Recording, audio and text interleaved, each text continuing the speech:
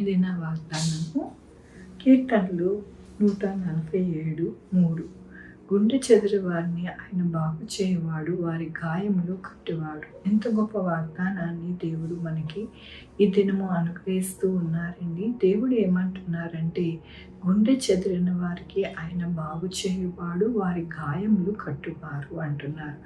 ఎవరైతే గుండె చెదిరిన వారిగా ఉంటున్నారో వారికి వారి యొక్క జీవితములు గాయములయ్యాయో, వారి యొక్క గాయములు కట్టువాడుగా ఉన్నారు అని దేవుడు సెలవిస్తూ ఉన్నారు. మన జీవితంలో ఎన్నో గాయాలు అవుతూ ఉంటాయి. మన బిడ్డల ద్వారా, మన బంధువుల ద్వారా, మన యొక్క జీవితంలో ఎన్నో తెలియక చేసినవి, తెలిసి చేసినవి ఎన్నో గాయములు అనేది మన జీవితంలో ఉంటూ ఉంటాయి. అవన్నిటినీ కూడా దేవుడంట మరి వాటిని తీసివేసి ఆయన ఆ గాయములు మానిపోయేలాగున కట్టేవాడిగా ఉంటారంట. ఎంత గొప్ప దేవుడండి! మన యొక్క జీవితంలో మనము ఎల్లప్పుడూ కూడా ఎన్నో విషయాల్లో బాధపడుతూ, కష్టపడుతూ, వేదన చెందుతూ, ఎంతగానో రోధిస్తూ మన జీవితంలో గడుపుతూ ఉంటాం. అయితే దేవుడు అంటున్నారు, గుండు చెదిరిన వారికి అంటున్నారు, గుండె అంట చెదిరిపోయిన వారికి ఆయన బాగు చేయువాడు అంటున్నారు. ఆయనే బాగు చేస్తారు. మన జీవితాలను కట్టువాడు ఆయనే. ఆయనే ప్రతిదీ కూడా మన యొక్క జీవితంలో బాగు చేసేవారిగా ఉన్నారని మనము మర్చిపోకూడదు. మన గుండె చెదిరిందని ఎంతగానో గాయంతో మనము బాధపడుతూ కృంగిపోతూ ఉండక దేవుని వైపు చూసినప్పుడు మన గాయములన్నిటినీ కూడా ఆయనే మాన్పి మన యొక్క జీవితంలో కష్టము, బాధ తీసివేసి అన్నిటినీ కూడా సమాధానపరచువాడు ఆయనే.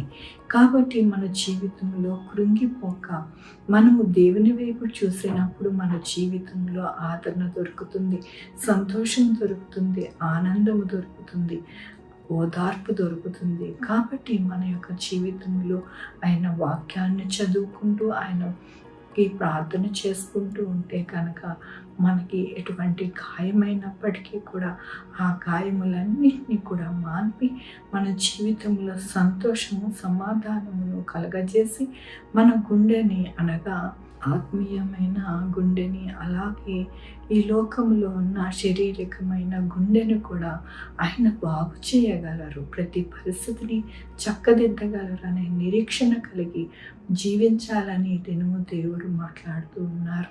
దేవుని యొక్క వాక్యంలోని యెహోవా పడిపోవు వారిని ఉద్ధరించువాడు, కృంగిపోయిన వారిని అందరినీ లేవనెత్తువాడు. అవునండి, పడిపోయిన వారిని ఉద్ధరిస్తారంట, కృంగిపోయిన వారిని లేవనెత్తుతారంటండి. మన గుండె చెదిరిపోయిన వారు ఎలా ఉంటున్నారు అని అంటే కృంగిపోతూ ఉంటారు. కానీ కృంగిపోక దేవుడే వారిని లేవనెత్తుతారంట, వారిని ఉద్ధరిస్తారంట, వారిని పడిపోకుండా ఆయన సహాయకుడుగా ఉంటానని దేవుడి దినము సెలవిస్తున్నందుకు దేవునికి వందనాలు చెల్లిస్తూ ఉన్నారు.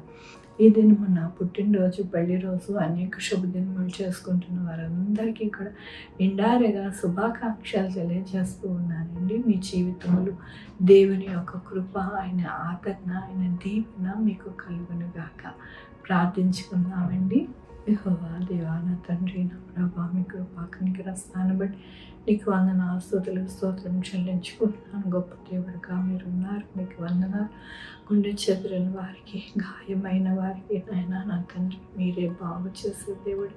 నాయన కృంగిపోయే వారిని లేవనెత్తువాడు నాయన మీరే. నాయన మా జీవితంలో నాయన సమస్తమును చేయగల దేవుడు విన్న ప్రభు, ఉదయ కాలమున నాయన మీ పాదాలు పట్టుకుంటుండగా మీరే గొప్ప కార్యాలు చేయలాగున సహాయం చేయమని కోరుకుంటున్నాను. ఈ దినము నా పుట్టినరోజు, పెళ్లి రోజు, అనేక శుభదినములు చేసుకుంటున్న వారందరినీ దీవించండి, ఆశీర్వదించండి, మీ కృపలో భద్రపరచమని కోరుకుంటున్నాను.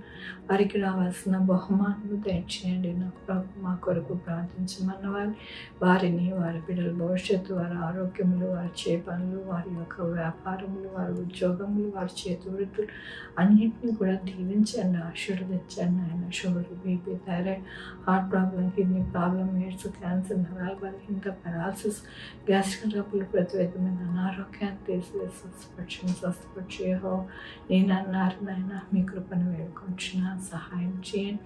అలాగే నాయన నా తన బిడ్డలు లేని వారి బిడ్డలు లేచి బిడ్డలకి సుఖమైన కాన్పు తెచ్చేసి తల్లి బిడ్డ క్షేమం ఉండాలని సహాయం చేయండి.